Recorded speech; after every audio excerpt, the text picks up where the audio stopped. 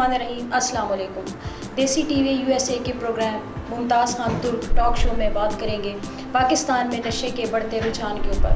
पाकिस्तान में ये नशा जिस तेज़ी से फैल रहा है, इसके ऊपर बात करने के लिए आज हमारे स्टूडियो में कुछ हमारे मेहमान तशरीफ़ लाए हैं जो कि अपना रिहेबिलिटेशन सेंटर चला रहे हैं और एडिक्शन के ऊपर बहुत अच्छा काम कर रहे हैं। हमारे साथ मौजूद हैं ताहिर नवाज साहब और नबीला सदफ साहिब। ताहिर नवाज साहब जो कि क्लिनिकल साइकोलॉजिस्ट हैं और इसके अलावा अपना इरादा क्लिनिक के नाम से रिहेबिलिटेशन सेंटर रन करें। उनके साथ मौजूद हैं नबीला सदफ साहिबा जो कि क्लिनिकल साइकोलॉजिस्ट हैं और ड्रग एडिक्शन के ऊपर सेशन भी देती हैं और अपना एक क्लिनिक भी चला रही हैं जो कि फ़ीमेल जहाँ पे ड्रग एडिक्शन के पेशेंट हैं उनको देखती हैं। आपका बहुत शुक्रिया आज आप अपना कीमती वक्त निकाल के हमारे स्टूडियो में तशरीफ़ लाए और एक बहुत सेंसिटिव इशू के ऊपर हमारे साथ बातचीत करेंगे और हम लोग वो सवालात जो कि तमाम लोग जानना चाहते हैं उन सवालात के जवाब देंगे और हम लोग इसके ऊपर बातचीत का आगाज़ करते हैं। सबसे पहले ताहिर साहब आपसे पूछना चाहूँगी, आप माशाल्लाह बहुत अच्छा जिस तरह से सेंटर आपका रन कर रहा है, तो आप ये बताइएगा कि क्या वजूहात हैं, नशा है क्या और इसकी वजूहात क्या हैं? अस्सलाम वालेकुम जी, इंट्रोडक्शन आपने करवा दी, थैंक यू सो मच। जहाँ तक नशे की बात है, नशा हर उस चीज़ को कहा जाता है जिसके बगैर आप ना रह सकते हो। मतलब हर वो चीज़ जो आप ले रहे हैं लेकिन जिस वक्त आपको नहीं मिलेगी, आपकी जो डेली रूटीन है वो डिस्टर्ब होगी। आप कोई भी काम कर रहे होंगे तो आपको फ़िक्र और सोच उसी चीज़ की लगी रहेगी कि ये चीज़ मुझे जब मिले, और जब नहीं मिलेगी तो आप ना डेली रूटीन से अपने जो काम काज वो कर सकते हैं, ना आप किसी से बातचीत कर सकते हैं, आपका जो सोशल नेटवर्क है वो डिस्टर्ब हो जाता है। तो हर उस चीज़ के ऊपर जो डिपेंडेंसी हो जाती है किसी भी चीज़ के ऊपर, उसको नशा कहा जाता है। जिस चीज़ के बारे में आज हम बात कर रहे हैं वो स्पेसिफ़िक कुछ केमिकल्स होते हैं, सब्सटेंस होते हैं जिसको हम नशा कहा जाता है। बाकी तो कुछ लोगों को बुक रीडिंग का नशा होता है, किसी को कॉफ़ी पीने का, तो लेकिन जिसकी हम बात कर रहे हैं वो है ऐसे केमिकल्स जो आपको नुकसान ही देते हैं। चाहे आप फिज़िकली आपका अपना जिस्म हो, चाहे आपका सोसाइटी के साथ रिलेशन हो, चाहे आपकी फैमिली हो वो डिस्टर्ब होती है, आप फिज़िकली मेंटली डिस्टर्ब होते हो उससे। और इसके बाद आगे इसके नुकसानात आप पूछ रही हैं, तो नुकसानात इसके हैं। सबसे पहले अगर हम बात करें तो अगर एक बंदा नशा ले रहा है तो वो अपने आप से दूर हो जाता है। इसलिए दूर हो जाता है कि जब वो नशा लेगा तो उसका जो अपनी पहचान है वो ख़त्म हो जाएगी। कैसे ख़त्म हो जाएगी कि जैसे अब एक घर का फ़र्द है, वो नशा लेगा, जब बाहर जाएगा तो उसको ये नहीं कहेंगे यार ये फ़लाँ, उसका नाम कोई भी हो, अज़हर हो, तारिक हो, वो कहेंगे यार नशा ही है, ऐसा ही। तो उसका जो टाइटल है ना वो छिन जाएगा, अपनी पहचान ख़त्म हो जाएगी, वो नशे के नाम से पहचाना जाएगा। तो सबसे जो पहला नुकसान है उसका, वो अपनी पहचान है वो ख़त्म हो जाती है। दूसरा है उसकी फैमिली से उसका कांटेक्ट कम हो जाता है। उसको हर बंदा, इवन घर वाले भी एक दूसरी नज़र से देखते हैं कि यार ये हमारे फैमिली मेम्बर है, लेकिन हम इसको इंट्रोड्यूस नहीं करवा सकते किसी भी दूसरे शख्स के साथ, क्योंकि वो एम्बेरस फील करते हैं कि यार ये नशा कर रहा है। ऐसे ही। उसके बाद उसकी जहाँ पे जॉब कर रहा है या कोई काम कर रहा है तो उसके कोलीग्स, उसके जो सबऑर्डिनेट होते हैं, उसके साथ काम कर रहे होते हैं, वो उसको उस नज़र से नहीं देखेंगे, उसके ऊपर कोई ट्रस्ट नहीं करेगा, उसके साथ कोई मेल मिलाप बिज़नेस के नहीं करेगा उसके साथ। अगर जॉब कर रहा है तो उसकी जॉब खतरे में पड़ सकती है, इवन की जॉब ख़त्म हो जाती है। अब जब ये चीज़ें उसके साथ होंगी तो वो अपने आप से मतलब अलहदा करना शुरू कर देगा कि यार हर बंदा मेरे से नफ़रत करता है। तो उसके बाद उसके जो सीवियर इफ़ेक्ट्स आना शुरू हो जाते हैं, वो उसकी जो नशे की क्वांटिटी वो बढ़ाना शुरू करेगा कि हर बंदा मेरे से नफ़रत करता है, वो इसका इंतकाम अपनी ज़ात से लेगा। अच्छा। उसकी क्वांटिटी बढ़ाता जाएगा।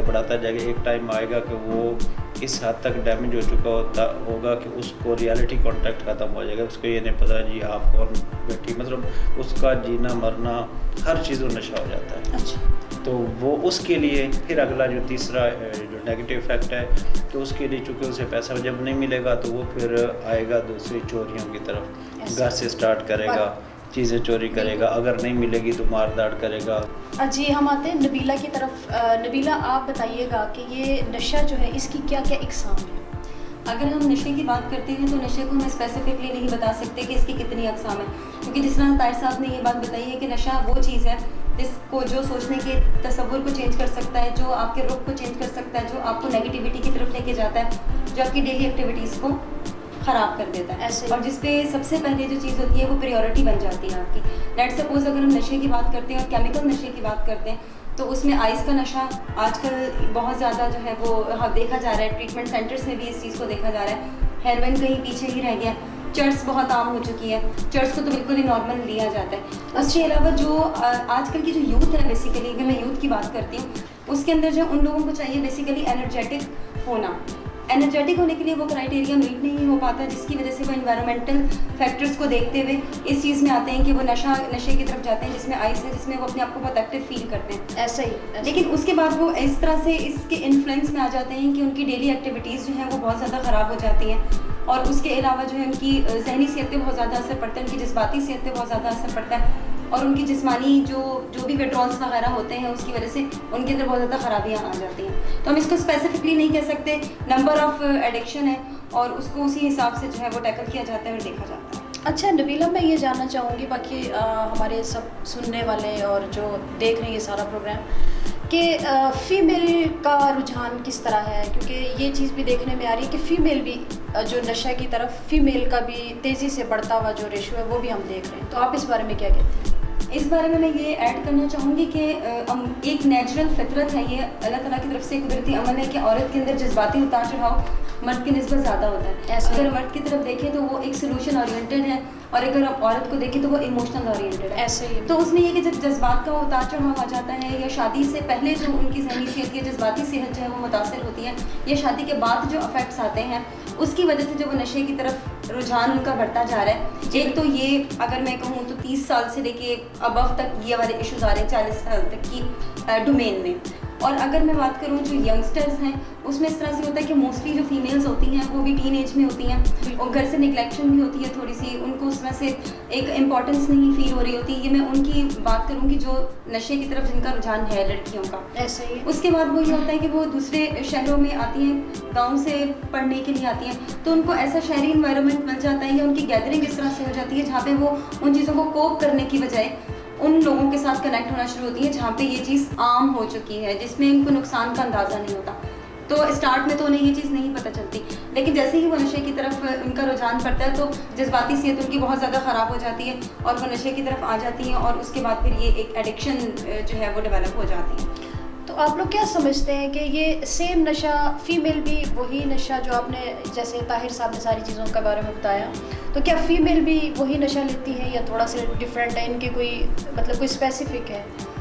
स्पेसिफिक तो हम नहीं कह सकते, क्योंकि अगर हम नशे की बात करते हैं तो उनके डोमेन में एक ही क्राइटेरियाज मतलब मीट करते हैं। जैसे अगर मैं आइस की बात करती हूँ, उसके अलावा जो है मैं इंजेक्टेबल की बात करती हूँ, मेडिकेशन की बात करती हूँ, तो फीमेल्स में ज़्यादातर जो है वो मेडिसिन की एडिक्शन बहुत ज़्यादा है। मेडिसिन की एडिक्शन इस वजह से ज़्यादा है क्योंकि आपको ये पता है कि वो डिप्रेशन की तरफ ज़्यादा प्रोन हो जाती है और ओवर थिंकिंग की तरफ ज़्यादा होती है, यानी बहुत ज़्यादा सोचना, छोटी छोटी बातों को बॉदर करना, छोटी छोटी चीज़ों को जज्बाती तौर पे अटैच कर लेना। तो उस वजह से वो रिलैक्सेंट यानी वो सुकून के लिए उन चीज़ों को चूज़ करती हैं, इंस्टेड ऑफ वो किसी के साथ शेयर करें या उनको एतमाद दें। तो वो वहाँ जब उनको वो एतमाद नहीं मिलता, उनको वो निगलेक्शन मिलती है, तो डेफिनेटली वो अप्रोच करती हैं कि हम अवॉइडेंस शो करें। तो उसमें इंजेक्शन, आइस और जो मेडिकेशन है वो ज़्यादा फीमेल्स में देखी गई। बिल्कुल, आपकी मतलब कि अगर देखा जाए फीमेल जो है वो ज़्यादा सेंसिटिव होती हैं। Exactly. इस तरह की बात है। नाज़रीन, हम छोटा सा ब्रेक लेंगे और ब्रेक के बाद अगला सेशन हमारा होगा। उस सेशन में हम बात करेंगे कॉलेजेस और यूनिवर्सिटी में जो हमारे नौजवान नस्ल जिस तेज़ी के साथ नशे की तरफ जा रही है, हम उसके ऊपर बात करेंगे हमारे अगले सेशन में। आइए छोटा सा ब्रेक लेते हैं। अस्सलाम वालेकुम, मेरा नाम नबीला है और मैं क्लिनिकल साइकोलॉजिस्ट हूँ और ड्रग एडिक्शन थेरेपिस्ट हूँ। आप मुझे देख रहे हैं देसी टीवी यूएसए से, जहाँ पे आपको एंटरटेनमेंट, न्यूज़ और सोशल इश्यूज़ पे बात करने का मौका मिलता है और आप वहाँ से बाखबर रह सकते हैं कि हमारे पाकिस्तान में और बाकी जगहों पे किस किस तरह से कैसे इम्प्रूवमेंट आ रही है। काइंडली इसको सब्सक्राइब करें और इसको लाइक करें और इससे एंटरटेनमेंट हो। Thank you so much. अस्सलाम वालेकुम, मेरा नाम ताहिर नवाज़ है, मैं क्लिनिकल साइकोलॉजिस्ट हूँ और एडिक्शन ट्रीटमेंट स्पेशलिस्ट हूँ। हमारा जो बेसिक काम होता है वो हम नशे के मरीज़ों का इलाज करते हैं और दिमागी मरीज़ों का इलाज करते हैं। हमारे सेंटर इस्लामाबाद, रावलपिंडी और पेशावर में हैं। बोथ मेल और फीमेल दोनों का ट्रीटमेंट करते हैं हम।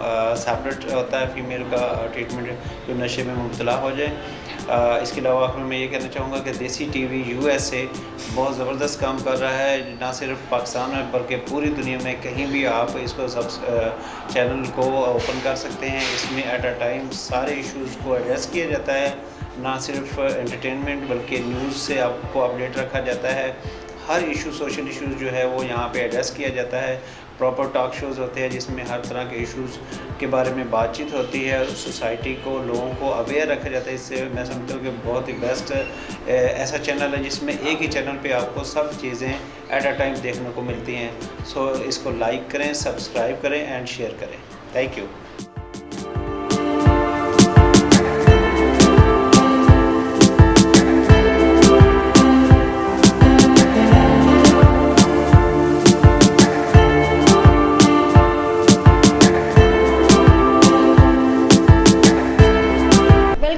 जी, हम पहले सेशन में बात कर रहे थे फीमेल जो नशा लेती है उसके ऊपर।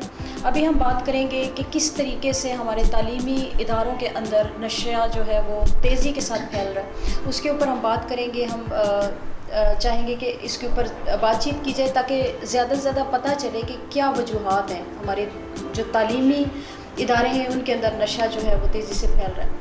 तो ताहिर साहब, आप इसके बारे में क्या कहते हैं कि क्या वजूहात क्या हैं? अच्छा, इसमें जो इंटरनेशनल स्टडीज़ हुई हैं जिसमें WHO ने की है और एक स्वीडन में हुई थी 2017 में, WHO ने उसको शाया किया था। उसके मुताबिक जो यूथ है वो सबसे ज़्यादा इन्वॉल्व है नशे में। अच्छा। वैसे भी अगर पाकिस्तान के लेवल पे देखा जाए तो 66% जो पॉपुलेशन अगर है टोटल, उसमें से 66% यूथ है। अच्छा, ठीक है, ओके। अब इसमें जो हम ओवरऑल देखें जी, नशे पे ये क्यों जा रहे हैं ज़्यादा, तो उसकी जो सबसे बड़ी वजह है वो है इन्वायरमेंटल फैक्टर्स हैं। इन्वायरमेंटल फैक्टर्स, दूसरा है पेयर प्रेशर। सिर्फ यूथ की अगर बात करें तो कि ये क्यों जा रहे हैं, तो टॉप ऑफ द लिस्ट ये दो चीज़ें हैं। और उस स्टडी में भी यही बताया गया है कि जो ज़्यादातर जो लोगों की अगर ओवरऑल पॉपुलेशन में देखा जाए नशे करने वालों में से, तो ज़्यादातर जो तादाद है वो यूथ की है। 29 ईयर्स से पहले तक, 14 साल से लेके 29 साल, और जो उस सबसे ज़्यादा है वो है 14 साल से लेके 20 साल 22 साल तक की है। अच्छा। इसमें ज़्यादा करते हैं। उसकी जो सबसे बड़ी वजह है कि आपका माहौल और आपका पीयर प्रेशर। तीसरी चीज़ है क्रियोसिटी। क्रियोसिटी बोलते हैं कि यार एक बंदा कोई चीज़ ले रहा है ना, वो उसके अंदर एक वो पैदा होगी ख्वाहिश, यार मैं चेक करूँ ये चीज़ क्या है, क्योंकि वो एज होती है इंस्पायर होने वाली। तो बच्चा वो एज मेच्योरिटी होती नहीं है, तो उसमें वो चीज़ देखता है कि मैं इसको चेक करूँ है क्या चीज़, क्योंकि वो एक सर्कल ऐसा बना होता है लोगों का, तो वो एक इंजॉयमेंट का एलिमेंट होता है। और यूनिवर्सिटीज़ में नए गए होते हैं, कॉलेज में नए गए होते हैं, तो वहाँ पे ग्रुप्स बन जाते हैं। जी जी। तो वो उन ग्रुप्स को फिट इन होने के लिए फिर अपने आप को उनके क्लोज करता है, और फिर क्लोज होने के लिए वो ग्रुप उसको तब एक्सेप्ट करता है जब उनके लाइक माइंडेड लोग मिले, या अपने आप को एडजस्ट करने के लिए फिर उन्हीं की तरह काम करने शुरू कर देता है। तो एक तो फैक्टर ये हो गया है। दूसरा फैक्टर ये है कि यूथ क्यों जा रही है इसमें। अब लड़कियों लड़कों का भी मैं नेक्स्ट अगले वो बताऊंगा।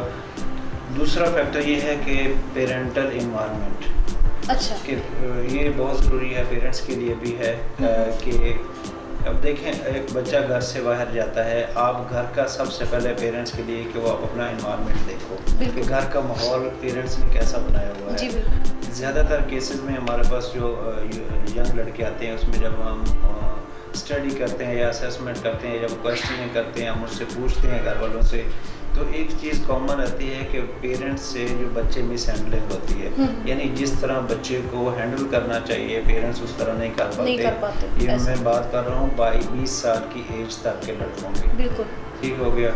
फिर घर में जो डोमेस्टिक वायलेंस है वो भी एक रीज़न है कि माँ बाप के बीच में जो एक खलिश चल रही होती है, उसकी भी एक रीज़न है कि बच्चे को जो प्यार घर में मिलना चाहिए वो नहीं मिलता, उसके लिए वो बाहर जाता है। और बाहर ऐसे जो ड्रग ट्रैफिकिंग करते हैं लोग वो मौजूद होते हैं, उन्होंने अपने बंदे छोड़े होते हैं, तो ऐसे बच्चों को ट्रैप करते हैं। अच्छा। इसकी जो सबसे जो मेन जगह है वो स्नूकर क्लब्स हैं, और पहले नेट कैफ़े होते थे, अब वो ख़त्म हो गए हैं। स्ट्रीट में जो लोग फिर रहे होते हैं वो ट्रैप करते हैं। पार्क्स में ये जो बच्चे जब जाते हैं घर से निकल के या स्कूल से जो छुट्टी से पहले निकल गए, कॉलेज से छुट्टी कर, तो वही पार्क्स का रुख करते हैं। पार्क्स में ऐसे लोग बैठे होते हैं। तो ये सबसे जो बड़ी वजह है ये है, 3 बड़ी वजह है। फिर डांस क्लब और ये जो बीच में आपने क्वेश्चन किया था, मैं उसमें भी ऐड अप कर देता हूँ कि इसकी किस्में आपने कहा था कितनी है। इसकी 5-6 किस्में होती हैं। हर नशा जहन के ऊपर मुख्तलिफ असर करता है। कुछ डिप्रेशंस होते हैं, ये जब आप लेते हो, जैसे अल्कोहल हो गई, शराब हो गई या कुछ सीडेटिव टैबलेट्स होती हैं, ये जब लेते हैं ना तो ये आपको स्लो डाउन करते हैं। अच्छा, ठीक है। ये डिप्रेशन। एक होते हैं स्टिमुलेंट्स। स्टिमुलेंट्स है कि वो केमिकल जैसे आप लोगे तो आपके अंदर एक जोश आ जाएगा, एक एनर्जी आ जाएगी। जैसे कि डांस पार्टीज़ में, डांस क्लब्स में ये ज़्यादातर मिकदार में यूज़ हो रही है। जैसे मैडम ने बोला आइस का, जी जी, तो एक LSD, एक्सटेसी, 3 ड्रग्स ऐसी हैं, इनको क्लब ड्रग भी बोलते हैं। ये जब ली जाती है तो बंदे के अंदर एक जोश लाती हैं। एक ऐसे जैसे 10 बंदों की एनर्जी आ गई, तो डांस करने के लिए 10 घंटे डांस करते रहेंगे उनको परवाने के लिए। लेकिन दोबारा अगर वो लेंगे तो आप डेली रूटीन कवर कर सकते हैं, वरना मतलब आप उसके ऊपर जल्दी डिपेंडेंट हो जाते हो। आपकी बॉडी एकदम ऊपर हो जाती है, एकदम नीचे आती है। अच्छा। जब उसका जो एक हाफ लाइफ वो ख़त्म हो जाती है, उसका असर ख़त्म होता है, तो बिल्कुल बंदा कोई चीज़ उठाने के काबिल भी नहीं रहता। अच्छा अच्छा। तो ये दूसरी किस्म हो गई। फिर कैनबिस है, चरस है, हर बंदा जानता है वो है।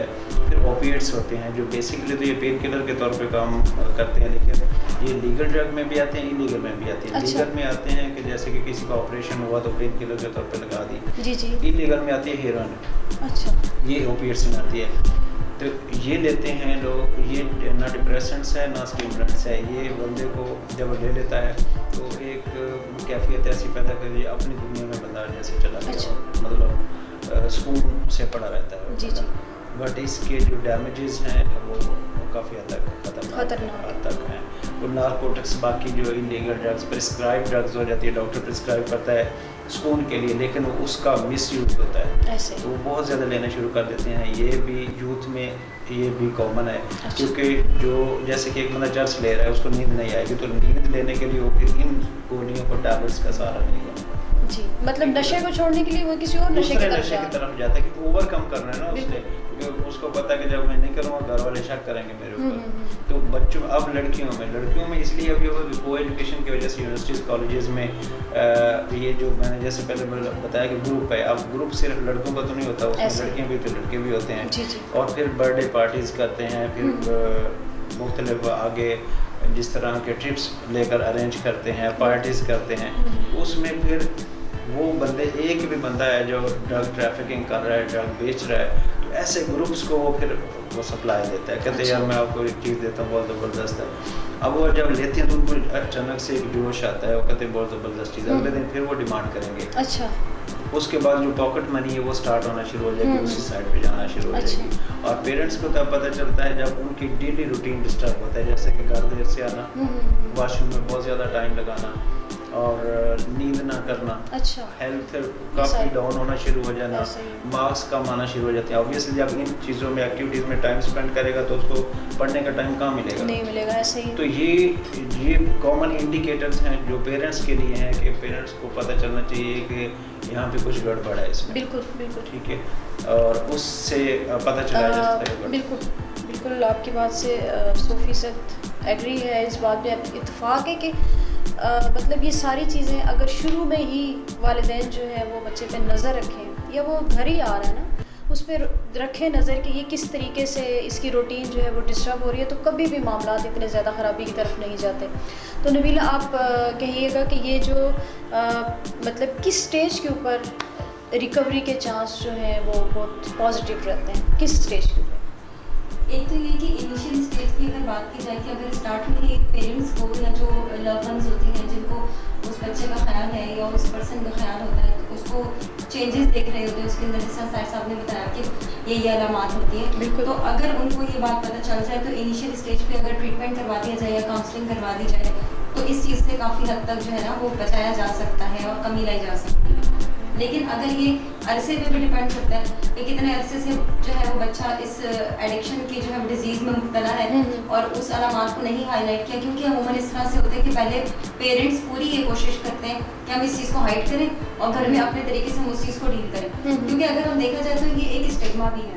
डिजीज़ को हम देख रहे हैं कि शायद बहुत कम लोगों को इस हवाले से पता है कि ये डिजीज़ है। पेरेंट्स को भी मतलब अगर पता भी होगा कि एक डिजीज़ है या बच्चा नशे की तरफ मुब्तला हो गया तो उनका एक स्टेटस होता है, नेचुरल सी बात है। अगर खुदा ना खास्ता कोई ऐसी बात हो तो सबसे पहले नशा एक उसके साथ अटैचमेंट ही ऐसी नेगेटिव जुड़ी हुई है, तो वो उस चीज़ को नहीं देख पाते, मतलब पूरी कोशिश करते हैं। एक मनफी वो तासर चला जाता है ना, उसको नाम और लेबल लगा दिए जाते हैं, नशे, इस तरह के हमारे माशरे में इस तरह के नाम दे दिए जाते हैं। तो सबसे पहले वो ये कोशिश कर रहे होते हैं कि हम उस चीज़ को घर में ही कवर अप करने की कोशिश करें उस सबसे, लेकिन नशा एक ऐसी चीज़ है, नशा एक ऐसी बीमारी है जो कि घर में रहते हुए ठीक नहीं हो पाती। उसके लिए प्रोफेशनल्स के हेल्प लेना या जो रिहेबिलिटेशन सेंटर्स हैं जो इस चीज़ के ऊपर वर्क कर रहे हैं उनकी तरफ जाना जो है वो बहुत ज़रूरी होता है। अब यहाँ पर मैं थोड़ा सा आप लोगों को ये बताना चाहूँगी कि अमूमन जो चले ये तो हमने इस चीज़ को देख लिया कि ड्रग एडिक्शन जो है वो कैसा है, क्या इसकी अलामात है, कौन कौन से ड्रग्स हैं, यूनिवर्सिटी लेवल पर भी और कॉलेज लेवल पर भी मतलब ये सारी चीज़ें हो रही हैं।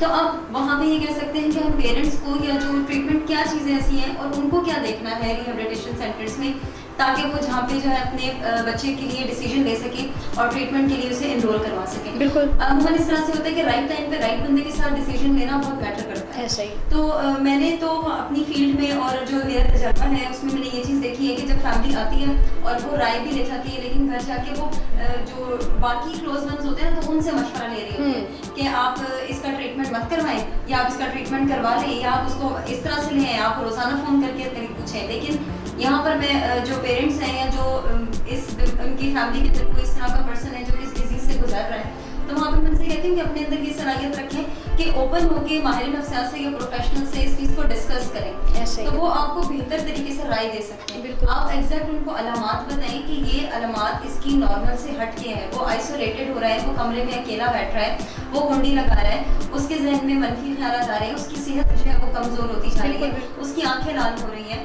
उसके अलावा वो नींद की तरफ तवज्जो नहीं दे रहा, वो पढ़ाई की तरफ तवज्जो नहीं दे रहा, अगर उसको कोई सोशल गैदरिंग है वो वहाँ नहीं जा रहा, वो रात को बाहर टाइम ज़्यादा स्पेंड कर रहा है या वो घर में टाइम स्पेंड ज़्यादा कर रहा है, तो वहाँ पे इस चीज़ को आप कोशिश ये करें फैमिली मेम्बर्स की वो किसी प्रोफेशनल से उस चीज़ को राब्ता करें और उनके साथ उनके मशवरे के अकॉर्डिंगली चलें। बिल्कुल दूसरी चीज़ ये है कि जब ट्रीटमेंट में आ जाए तो बिल्कुल इन टच रहें रिहेबिलिटेशन सेंटर्स में जो प्रोफेशनल्स होते हैं उनके साथ, क्योंकि ज़ाहिर है वो माहिरीन होते हैं, वो बता सकते हैं प्रॉपर तरीके से कि इसका ट्रीटमेंट किस तरह से। तो यहाँ पर मैं ये कह सकती हूँ कि इस स्टेज पे अगर फोकस किया जाए ना तो इसको हम बहुत अच्छे से जो है वो इन वजूहात से और इन चीज़ों से हम बचा सकते हैं। बिल्कुल ऐसा ही है, और ऐसा कभी भी नहीं होता कि मार धाड़ से या सख्ती से इन चीज़ों को छुड़वाया जा सकता है। ये बहुत बहुत एहतियात वाला काम है। रिहेबिलिटेशन सेंटर जो इसके ऊपर काम कर रहे हैं, जैसे कि ताहिर साहब बताएंगे अपना कि इनके कितने सेंटर्स हैं माशाल्लाह से जिस तरह से ये काम कर रहे हैं। गवर्नमेंट सतह पे गो कि उस तरह से काम ज़्यादा सेंटर्स नहीं हैं, लेकिन जो प्राइवेट हैं महंगा इलाज है लेकिन बेहतरीन इलाज है। ये कभी भी नहीं कह सकते कि घरों के अंदर मार धाड़ करके या सख्ती से उस नशे को छुड़वाया जा सकता है।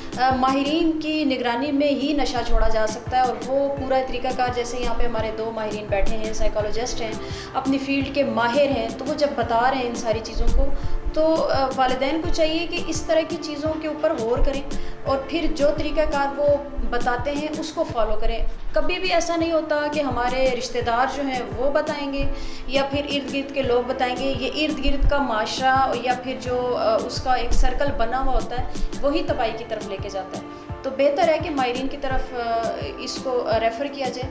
तो नबीला आप बताइएगा कि किस तरह से आप लोग जो रिहेबिलिटेशन सेंटर है वहाँ पे जब आप रेस्क्यू करके पेशेंट को लेके आते हैं तो क्या तरीक़ाकार क्या है आप लोगों का इलाज का?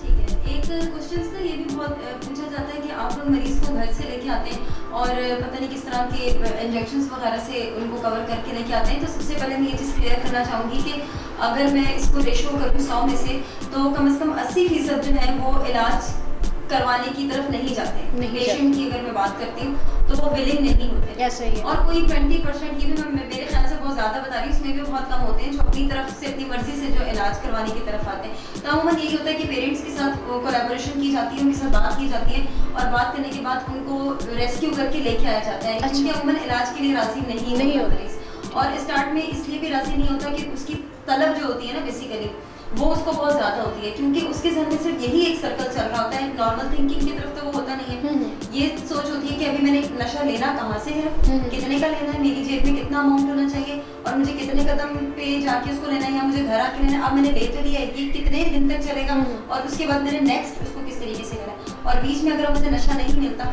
तो उन चीज़ों को मैं कवर कैसे करूँ। तो जो नशा छोड़ने की एक टाइम होता है और उसके बाद जो दूसरा नशा, उसके दरमियान का जो वक्त है वो इतना तकलीफ दे होता है पेशेंट के लिए भी कि वो उस चीज़ में इतना ज़्यादा जो है आप समझने कि नेगेटिव हुआ हुआ होता है, एग्रेसिव हुआ हुआ होता है, उसको खुद भी नहीं समझ आ रही होती क्योंकि उसकी मेंटल स्टेट उस लेवल पे नहीं होती कि वो अपने आप को कवर करता है। तो इस स्टेज पे हम पेशेंट को रेस्क्यू करके लेके आते हैं और स्टार्ट में सिस्टमेटिक जो है और सिम्टोमेटिक मेडिकेशन के थ्रू जो है उनको कवर किया जाता है। अक्सर माइंड में भी ये चीज़ है कि मेडिकेशन कौन सी दी जाती है, ड्राउजी होती है, नहीं, उसमें ये होता है कि जैसे अब विड्रॉल सिम्टम्स हैं, विड्रॉल सिम्टम्स के अंदर अमूमन ये होता है कि टांगों में बहुत ज़्यादा दर्द है, जिस्म में बहुत ज़्यादा दर्द है, वॉमिटिंग आ रही है, नौसिया हो चुका है, तो उसको कवर करने के लिए वो मेडिकेशन उनको स्टार्ट कराई जाती है ताकि वो उस तकलीफ से अपने आप को बचा सके या वो अपने आप को नुकसान ना पहुंचाए या वो किसी स्टाफ मेंबर को या इर्द गिर्द के लोगों को नुकसान ना पहुंचाए। इसमें बेचारे पेशेंट का कोई कसूर नहीं होता, उसके ऊपर जो नशे की अलामत हावी हुई होती है उसको बेसिकली किया जाता है। पहली स्टेज तो ये है। दूसरी स्टेज ये है कि उसको फिर काउंसलिंग में लेके आया जाता है। माहिरीन जो होते हैं वो उसकी वजूहात के ऊपर, जैसे मैं बताऊं कि 27 रिलैप्स वार्निंग साइंस है, जो वजूहात नशे की तरफ वापस लड़का आ जाता है, बच्चा आता है, तो उसमें इस चीज़ को डिग आउट बेसिकली किया जाता है पेरेंट्स की हेल्प के साथ भी और पेशेंट की हेल्प के साथ भी, और ऐड किया जाता है कि एक्चुअल में रीजन क्या है, उस रीजन के ऊपर काम किया जाता है और ये ऑन गोइंग प्रोसेस है। अगर ये सेंस में हम कर लेंगे जी 90 डेज में ये बेहतर हो जाएगा या 45 डेज में ये बेहतर हो जाएगा, तो ये डिपेंड करता है।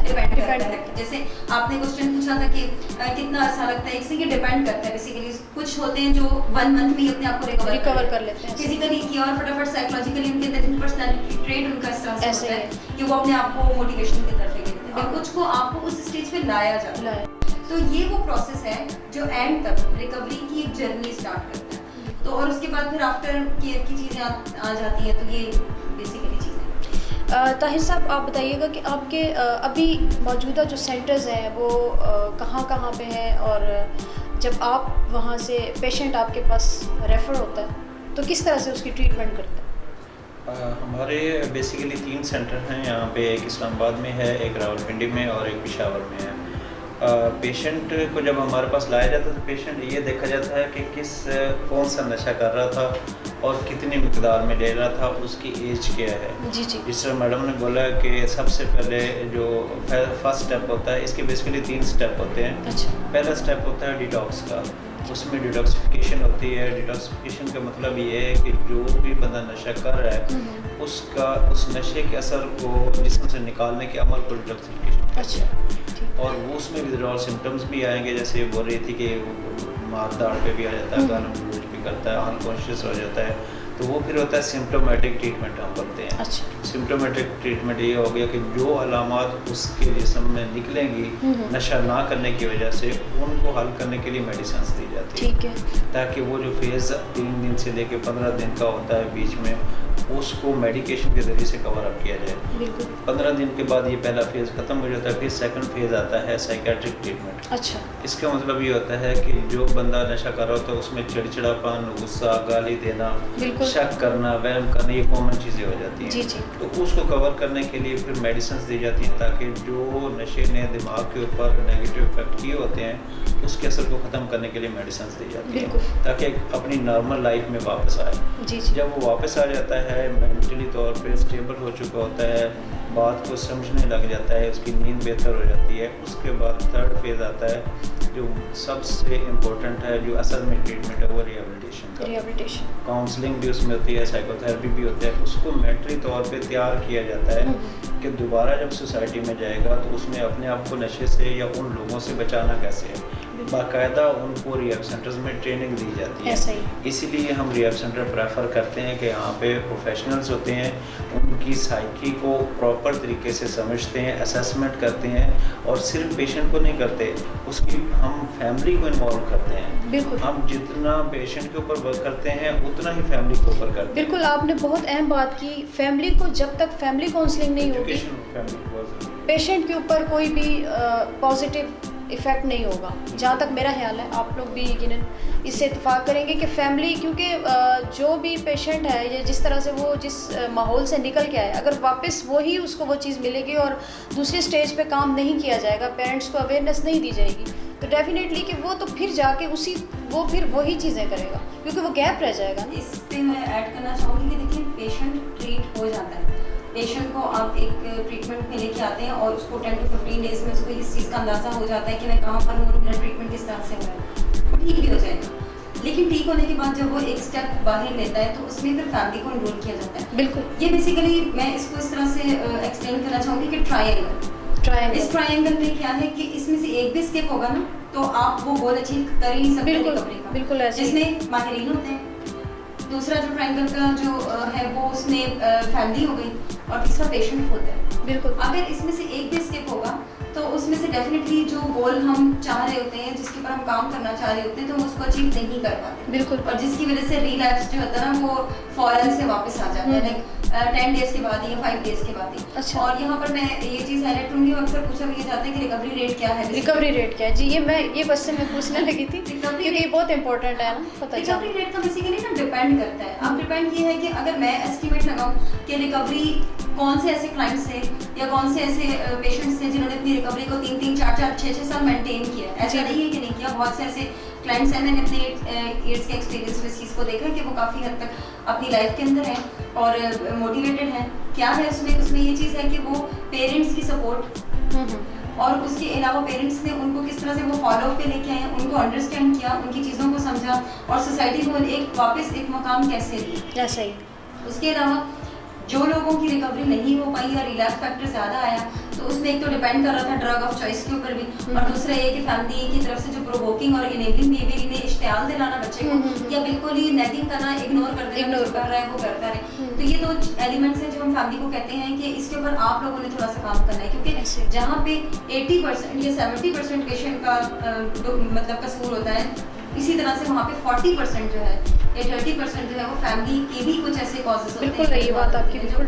तो इसीलिए आपकी बात में मैं ऐड करना चाहूँगी कि ये फैमिली के ऊपर वर्कआउट हमें बहुत ज़्यादा करना पड़ता है। सिर्फ छोटी सी एग्जांपल मैं आपको ऐसे दूंगी कि एक क्लाइंट हमारे पास आई थी, तो मुझे उससे ज़्यादा उसकी फैमिली मेम्बर्स के हर पर्सन के ऊपर जो है वो काउंसलिंग सेशन करने पड़े थे, तब जाके वो बेहतरी की तरफ आए, रिजल्ट्स आते हैं। जी, ये चीज़ बेसिकली जो है वो बहुत जरूरी है। बिल्कुल नबीला, और ये कभी भी हम नहीं कह सकते कि फैमिली जो है वो अपना किरदार अगर नहीं निभाएगी तो कभी भी अच्छा रिजल्ट नहीं आएगा। निभाती है, वो अपनी तरफ से कोशिश करती है, लेकिन अपने तरीके से कर रही होती है। अगर वो किसी माहिर के साथ, माहिर नफ्सियात जैसे आप लोग हैं, और बहुत सारे ज़ाहिर बात है जहाँ पे ये सारे ड्रग एडिक्शन के ऊपर जो काम करने वाले हैं, उन सेंटर्स के अंदर जब पेशेंट आ जाता है तो वो लाजमी बात है कि जो साइकोलॉजिस्ट हैं वो पेरेंट्स को ज़रूर इन्वॉल्व करते हैं। 2 बुनियादी सतून हैं हमारे माशरे में या हमारी लाइफ में, या जो भी हमारी जब इंसान दुनिया में आता है, एक है वालिदैन और दूसरे हैं असातिज़ा, जो हमारी बुनियाद बनाते हैं। जिस तरह से बिल्कुल एक इमारत को जिस तरह से खड़ा किया जाता है, अगर उसकी बेस अच्छी नहीं होगी तो कभी भी अच्छी इमारत नहीं बनेगी। इसी तरह से अगर वालिदैन कहीं पे भी तरबियत में या किसी चीज़ में जोल छोड़ देते हैं तो लाजमी बात है वो इफ़ेक्ट फिर बच्चे के ऊपर आता है और फिर नतीजा वालिदैन ही को देखना पड़ता है। आप क्या कहेंगे इस बारे में?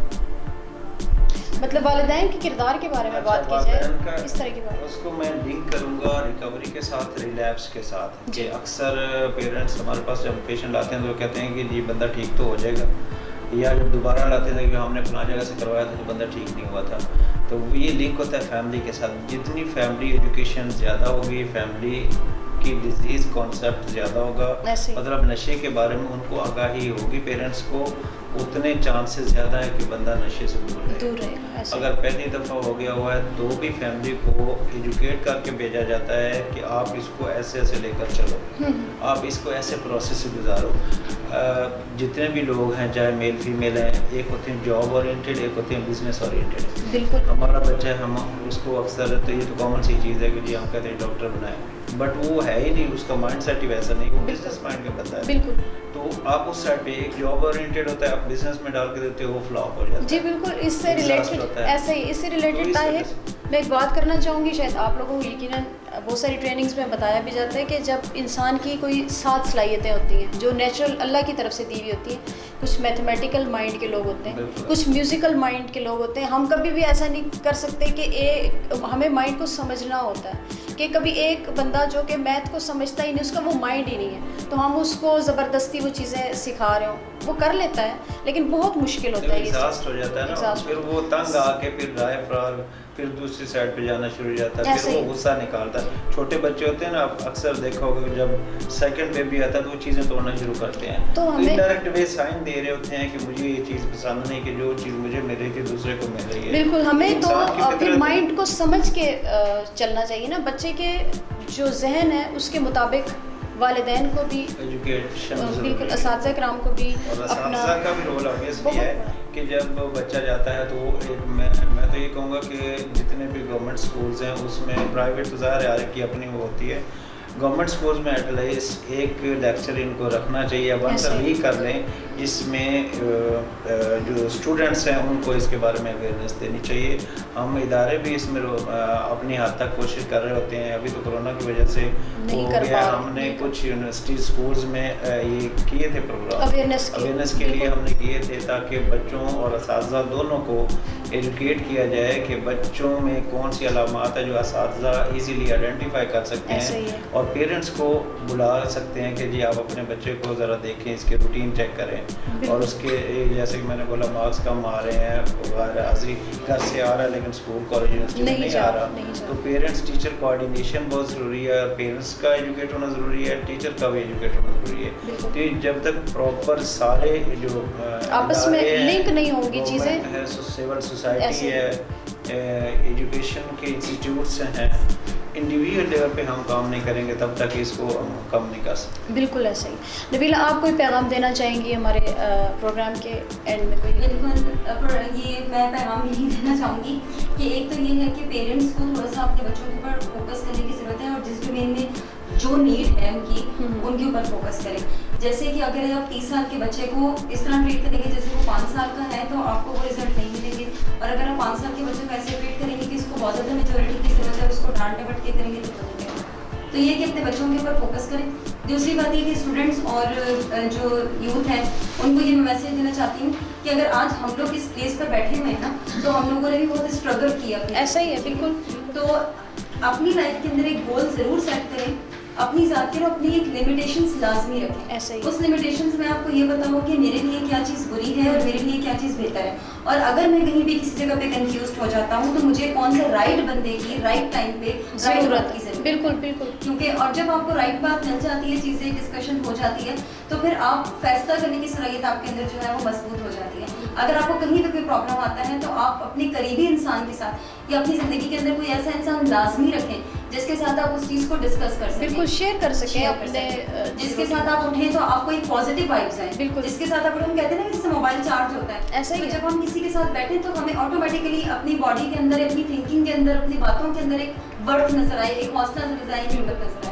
एंड सेकंड चीज़ ये कि जिस तरह से हम कोविड में कहते हैं कि एंटीबॉडीज़ हैं, तो अपनी साइकोलॉजिकली एंटीबॉडीज़ यानी नफ्सियाती तौर पे अपने आप को मजबूत करें। ये हमारा माइंड है, हमने इसी से आगे काम लेना है। अगर हम इससे काम नहीं लेंगे, इसी को हम डाउन रखेंगे, तो हम माशरे के अंदर सर्वाइव नहीं कर सकते। तो यू आर द यूथ, ऐसे ही वी आर द यूथ। हमने ही इस पाकिस्तान को, हमने ही इन चीज़ों को आगे नस्लें अच्छी तरीके से बढ़ानी है, और हमने ही इन चीज़ों का नाम जो है वो आगे बढ़ाना है। तो ये मैं मैसेज देना चाहूँगी कि अपने अंदर हिम्मत रखें, हौसला रखें, हिम्मत वाला इंसान अपने साथ ज़रूर रखें, और दूसरी बात है कि अपने ऊपर एतमाद रखें और इन सारी नेगेटिव चीज़ों से साइड करें। ताहिर, आप क्या कहेंगे? मैं ये कहूँगा कि अक्सर पेरेंट्स का और अक्सर लोगों का सोसाइटी में भी एक इमेज बना हुआ, जहन में सोच है कि नशा मतलब ये इलाज नहीं होता इसका। ये प्रॉपर एक काबिल इलाज बीमारी है, ये प्रॉपर एक बीमारी है लेकिन काबिल इलाज है। प्रॉपर माहिरीन की कंसल्टेशन अगर ली जाए, किसी भी घर में है, आपका कोई दोस्त है, आपका मोहल्लेदार है, कोई जानने वाला है, तो आप उसको बेहतर मशवरा ये दे सकते हैं कि एक प्रॉपर एक डिजीज़ है लेकिन काबिल इलाज है, काबिल इलाज। और दूसरी बात ये है कि जिस तरह नबीला ने बताया कि 90% से भी ऊपर के जो पेशेंट्स होते हैं वो कभी भी खुद नहीं आते, ऐसा ही उनको घर से लाया जाता है। और रिहैब सेंटर, जिस तरह हमारा रिहैब सेंटर प्रॉपर, हमारी एक टीम है जो पेशेंट को घर से लेकर आते हैं, क्योंकि पेरेंट्स के बस की बात नहीं रहती है। घर का एक ऐसा माहौल बनाया होता है कि पूरी एक फैमिली को जगा के रखा होता है। तो आप एज अ पेरेंट्स आपको डरने की ज़रूरत नहीं है। आप रिहैब सेंटर को कंसल्ट करें। प्रॉपर टीम हमारी जो है वो एक्सपर्ट्स होते हैं इसमें कि किस तरह पेशेंट्स को लेकर आना है, किसी भी शहर से लाना हो तो वो हमारी टीम रेडी होती है। उसको प्रॉपर रिहैब करवाएं, बंदा आपका ठीक हो जाएगा। जी बहुत शुक्रिया नबीला यहाँ पे आई और जिस तरह से बहुत तफसील में जाके आपने बताया हमारे सुनने वालों को, सब देखने वालों को। ताहिर आपका भी बहुत शुक्रिया। इंशाल्लाह अगले प्रोग्राम में फिर आपसे वक्त लेंगे और बहुत तफसील के साथ फिर इसके ऊपर बातचीत करेंगे, क्योंकि जिस तरीके से ये शरह बढ़ रही है इसके ऊपर बहुत तफसील से बात होना एक ही सेशन में मुकम्मल नहीं होगा ये सारा अमल।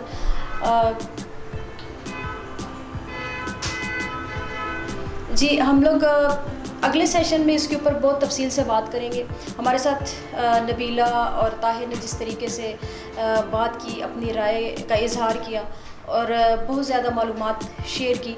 मैं ये कहना चाहूँगी उन वालिदैन से जिनके बच्चे जो हैं इस चीज़ में चले गए हैं, नशा लेने में या कुछ इस तरह की, वो बेबस होते हैं, वो कभी भी अपने आप को उस चीज़ से नहीं निकाल सकते।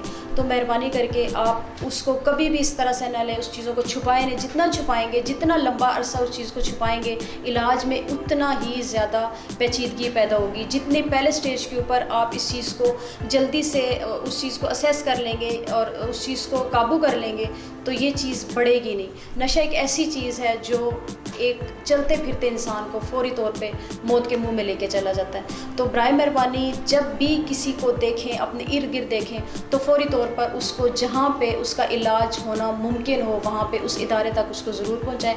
गो कि इलाज बहुत महंगा है, लेकिन उसकी मौत से बड़ा धचका कोई वालिदैन को नहीं बर्दाश्त करना पड़ सकता। इलाज जो है वो ज़रूरी है। इलाज के लिए जो है आपको ज़रूर दरवाज़ा खटकाना पड़ेगा। गवर्नमेंट सतह पे अभी बहुत ज़्यादा उस तरह से सेंटर्स नहीं है, लेकिन हम उम्मीद करते हैं कि हमारी हुकूमत इंशाल्लाह इसके ऊपर ज़रूर तवज्जो देगी। कहते हैं कि बारिश का एक कतरा, यूँ समझ लें कि बारिश का एक कतरा जो है वो मिल के एक समंदर जो है वो तश्कील दे देता है। तो इंशाल्लाह ये इसके ऊपर हुकूमत, हम लोग अपनी तरफ से जितनी आवाज़ उठा सके हम उठाएंगे। जैसे कि हमारे जो मेहमान थे उन्होंने भी बात की कि इसके ऊपर अवेयरनेस सेशन होने चाहिए, ना सिर्फ स्कूलों के अंदर, यूनिवर्सिटीज़ के अंदर, कॉलेजेस के अंदर। इसका एक पूरा एक तरीक़ाकार होना चाहिए ताकि ये एक फ़र्द से लेके माशरे तक और फिर पूरे मुल्क तक ये चीज़ जाए और इसके ऊपर जो है वो रोकथाम की जा सके। बहुत शुक्रिया।